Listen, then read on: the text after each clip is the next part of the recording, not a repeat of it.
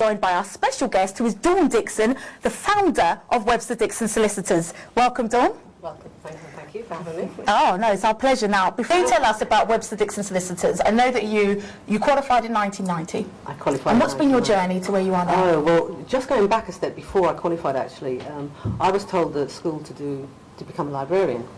And I said, why? Because it begins with L. Because I said I wanted to do law. And I was told that as a member of an ethnic group, I was setting my standards too high. Crazy. So that was like a red rag for a bull. So here I am a few years later. I decided I wanted to open my own firm because I was a partner in a predominantly white male firm, earning quite a lot of money. And I thought, well, actually, I could do this.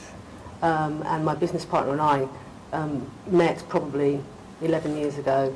And there was a group of us, all black lawyers, and we all decided, well, there's some mileage in having a black-owned law firm. It's not a black firm, it's a black-owned law firm. It's just that obviously the business owners are from an ethnic background.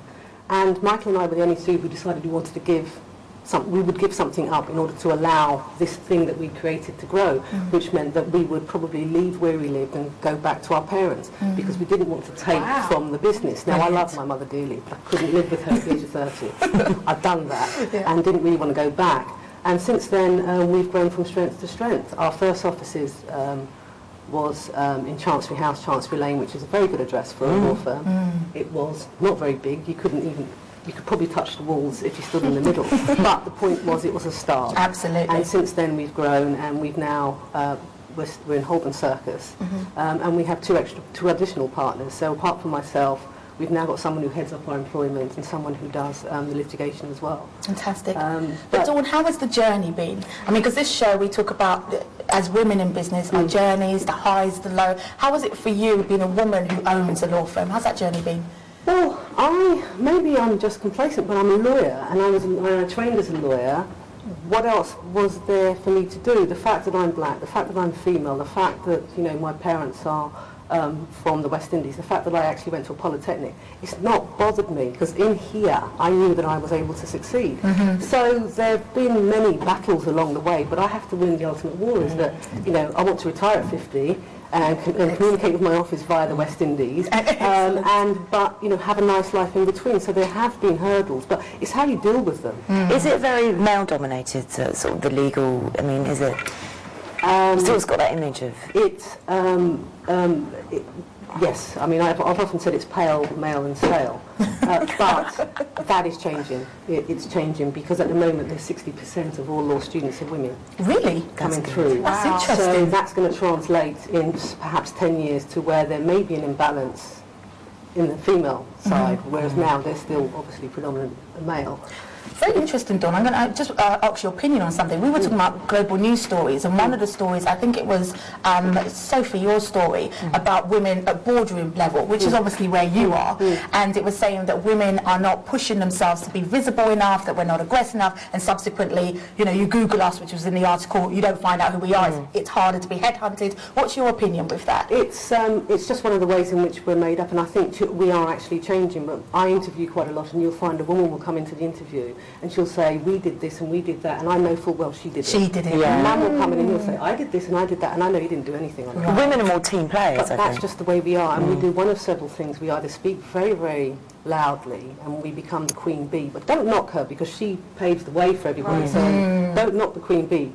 Or we are mice, and that we minimise ourselves and our voice. Why can we just not be normal? Because let's face it, yes. Men are normal and they still get elevated. But going back to your original question, if you look at the top 10% of partners throughout the United Kingdom, they're all men. So although we're coming into the profession, we're not actually looking at the same number of women at the top of the profession. So there's still a lot of work to be done. Do you think it took a lot of guts to do what you decided to do and set up your own firm, or you just innately knew that that's something that you had to pursue? I knew that I wanted to do it. When I finished my law degree, I went into the city, couldn't get a training contract, my face didn't fit or whatever the reason was, so I decided to join a slightly smaller firm. I was able to learn how to run the business from that smaller firm because I was exposed to a lot more than I would have been. You know, when they say all the important documents would go through your hands, they would have done in a big firm because I'd be photocopying them, whereas in a smaller firm, I was actually doing the work. So I know how to run the firm. So as a result, taking that next step, the leap wasn't mind-boggling. It was just natural to me. And meeting your business partner? Sorry.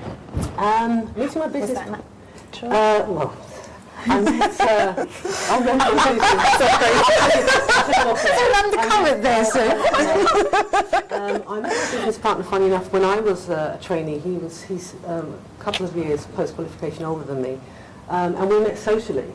And because we were both partners very young at the age of 28, I was partner 28, he was 29, I believe. And what happened was we would refer work to each other, so we knew how each other worked professionally. It's very important to pick a partner, because when you go shopping, you pick up a fruit, you look at it, you put it back. Pick up another one, put it back. But when people open their firms, they go into business with the wrong people. So I actually went into business with a friend. Now, if you want to get involved in our discussions, or if you have any questions for Dawn, then do make sure that you contact the studio line. As always, it's 0871 990 4148. I repeat, 0871 990 4148, and Dawn will be here to answer any of your questions. So, Dawn, before we went to the commercial break, you were talking about your journey. You qualified in 1990. You're now co-owner of Webster Dixon, and you're talking about how you met your business partner and the type of business partner that you chose. So tell us a little bit more about that. Yeah, it was quite funny because your topic of the week is talking about leaving friends behind. He wasn't necessarily an old friend, but he was a friend, and then we went into business. But you have to go into business with someone that you can trust. Absolutely. So you do have to know them, and that's probably one of the most important things I'd want to get out to people today, is that you must pick your partners very carefully, because it has helped my journey, because he does what I don't do and vice versa. Interesting. He's a big picture, I'm detail. So we can both do each other's things, but it means that someone can work on the business and someone can work in the business. Absolutely. And it's important for people to understand, because law is still a profession, but it's actually becoming a business. Absolutely. And people need to understand. In what sense do you mean that? You need to market yourself, you need to market your wares, we have a very big employment team, so we send out press releases to clients. You need to let people know that you're there, because let's face it, they can go to any number of firms. Why would they particularly come to us? Absolutely. If we could be the best firm in the world, but if people don't know that we're there. Because there's some massive firms as well. I mean, what sort of areas do you concentrate on of law? Okay, I head up property. Okay, Dawn, I'm going to just interrupt, because we always like to get our callers involved, and we do have a caller on the line, and I believe her name is Maureen. Hello, Maureen. Hello, hi there. Hello, welcome to Sisterhood. Oh, thank you. Do you have a question for Dawn? Yeah, I do. Fantastic. It's lovely to hear you talk and to hear the experiences you've been through. I just finished my LPC in June. I did it part-time. I graduated in 2001, and I've been applying endlessly for training contracts. Mainly I wanted to get into the city first, initially, and it's just not happening. And I've got all the required T1 degree, 24 UCAS points. I've been working in the legal industry for about 5 years now, and I just don't understand why I'm not even getting an interview, and it's just so disheartening. And I just wanted to seek some advice as to what you think I should do, and, Okay.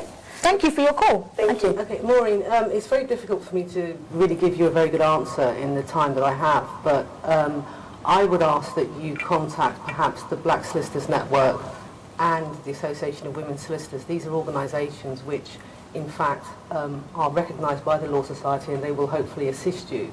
I myself, you can email me. I will try and respond to you, but Careful. I can't guarantee. Well, no, you say careful, but I think when we get to a certain position, there aren't that many black lawyers who have been qualified for, like myself, 18, 19 years, and we do have something to give back. So if somebody wants to contact me, I will try and respond. I can't guarantee that I'll respond immediately, but I will respond eventually. Excellent, fantastic. So what's your email address if they wanted to get in contact with you? It's my name, dawn.dixon@websterdixon.com. Now, Dawn, I have a few things that I want to pull up here, having looked at your bio. You're running Webster Dixon Solicitors. You were also, up until 2007, the National Chair for the Association of Women Solicitors. And I also understand as well that you were invited in 2005 to Buckingham Palace, the celebration of pioneers and the contribution to... So tell us a little bit about that. Well, the evening was spent with me running around looking for Nelson Mandela because I knew he was on the list. He wasn't there, unfortunately. But it's quite nice to actually be recognised, and you know, because it quite nice. Well, it makes you realise that you're actually doing something that's right.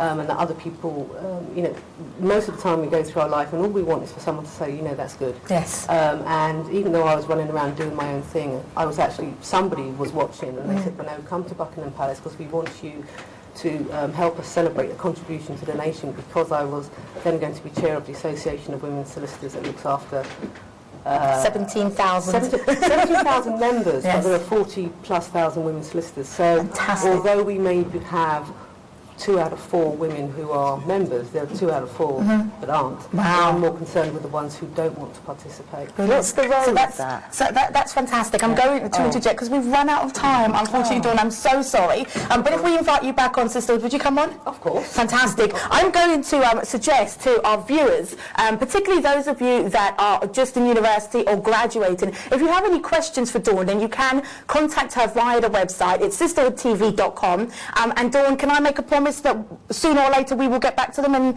let's say, a space of 2 to 3 months? We will get back to them. Fantastic. So, yeah, so go to sisterhoodtv.com and I will ensure that Dawn gets the emails if you have any other questions for her. Apologies that we run out of time. Now, as always on Sisterhood, we try and talk about what's coming up in the next few weeks, and of course, it's New Year's Eve. So we do have a promotion on the Sisterhood website. We're doing a New Year's Eve party. The girls here, those of them that are not flying away, will be joining me at the New Year's Eve party. And we'll also be filming and showing it as a part of our Christmas and New Year's Day special. So make sure you look onto the website, sisterhoodtv.com. And as always, I'd like to say a special thanks to our corporate partner, Solutions at Gem Limit. Thank you very much, Dawn, for joining us, and hopefully you'll join us again. As usual, Abby, Sue and Sophie, thanks for joining us. And you guys at home, we will see you next week. And it's one more week until Christmas. Take care. Bye-bye.